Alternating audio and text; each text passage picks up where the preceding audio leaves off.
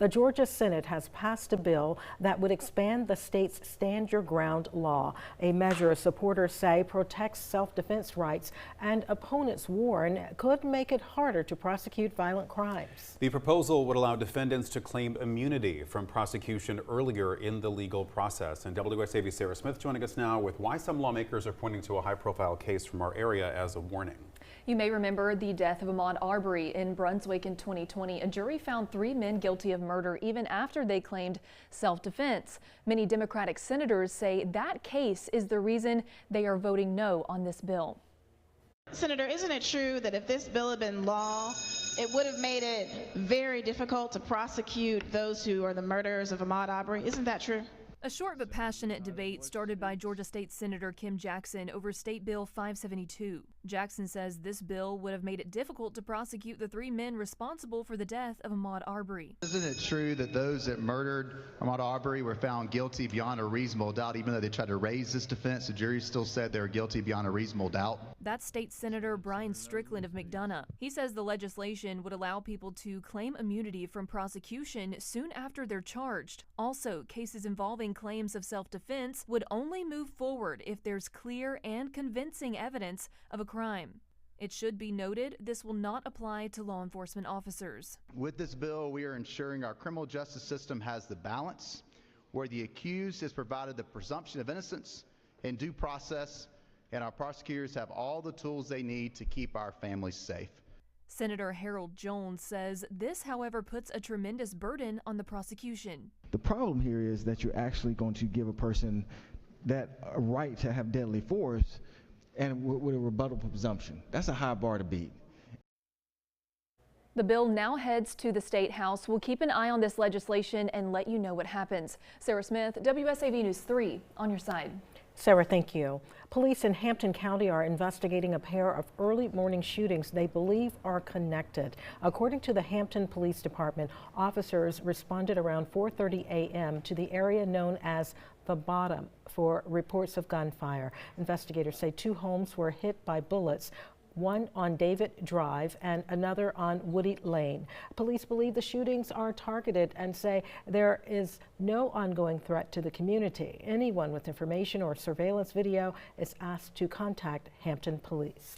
We are learning more tonight about the Bryan County couple found shot to death in their home earlier this week. Family members are now sharing details about the lives that Kenneth Lanier and his wife Rhonda built together, a marriage that was nearing 5 decades.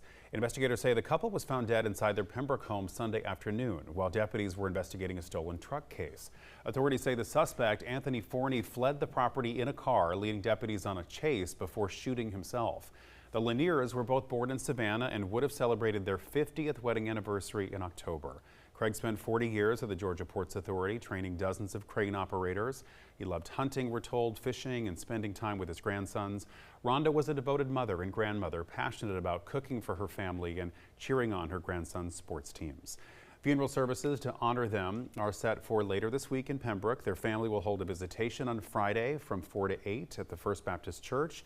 The funeral will follow Saturday morning at 11, also at the church, with the burial to take place at Northside Cemetery. Loved ones and community members are invited to pay their respects and celebrate the Lanier's legacy. New at 6, a local family is honoring the legacy of a trailblazing educator who spent decades shaping young minds in Savannah.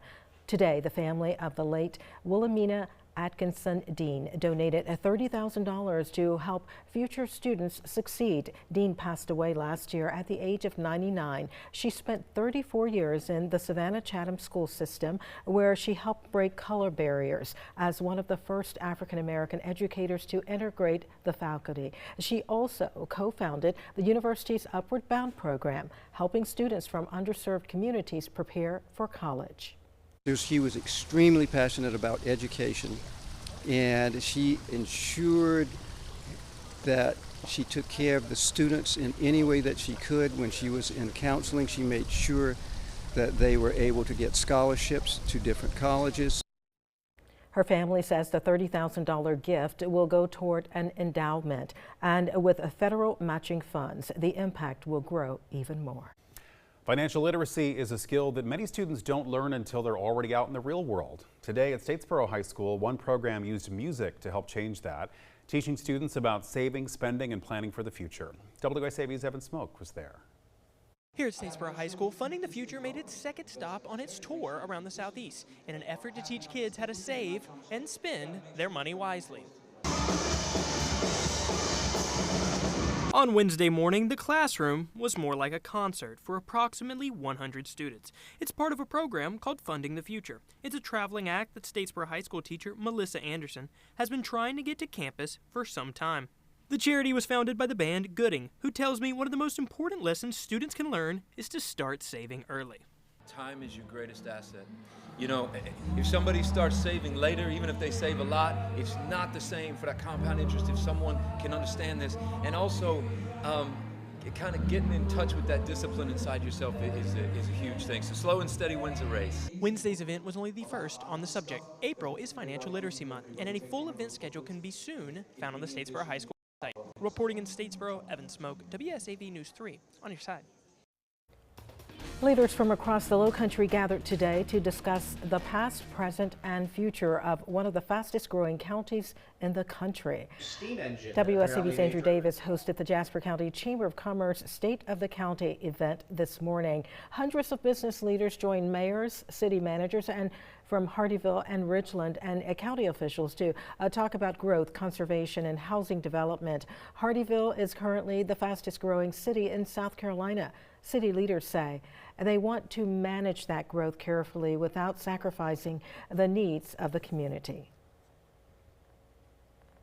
We have to let our partners know, our infrastructure partners know what we're doing. We have to plan for the improvements of the road with the transportation sales tax money. We have to be smart about it. We have to do it intelligently. And I think if we can do that, we'll be able to grow concurrently with all the needs, the infrastructure needs that come with the growth. County officials also say the expansion of the I-95 corridor could bring more jobs and economic opportunities to the area.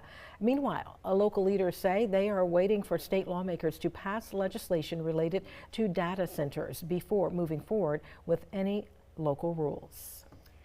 As the Savannah St. Jude Dream Home continues to take shape, many ticket holders are dreaming about a bonus prize that they could win. It is a luxury vacation to Montage Palmetto Bluff. You can win a 3-night stay in a Riverview cottage. They are the nicest and most sought-after accommodations at this one-of-a-kind resort. You can also get breakfast and a fancy dinner, but you have to get your ticket by Friday night.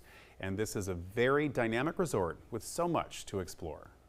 Let's talk about amenities here for a moment because, you know, the winners of this contest are going to spend a couple days here. There's a lot to explore. So what are sort of some of the things that people can get into around here? Yeah, so we can start with right where we are. So we are on the deck of our River House pool. We have 3 saltwater pools on property. All are heated in the cooler months, so you can enjoy them really at any time. And then if you want a little more adventure, we also have shooting club, golf, tennis and pickleball, equestrian, marina, and then some guided naturalist walks as well. And then my personal favorite, just hopping on a bike and exploring the 14 miles of bike trails. And the Montage Vacation Package bonus prize is 3 nights in a Riverview cottage worth $10,000. The deadline for eligibility is Friday night, so scan that QR code now or call the number. You're actually eligible for all of the bonus prizes if you enter this week, so don't delay. Now, Time Saver Traffic, sponsored by Arrowhead Clinic. The accident doctors, where it pays to get well. Well, thankfully, we haven't been dealing with many major issues on the roadways for our Wednesday afternoon commute. Drive times pretty close to normal this time of day.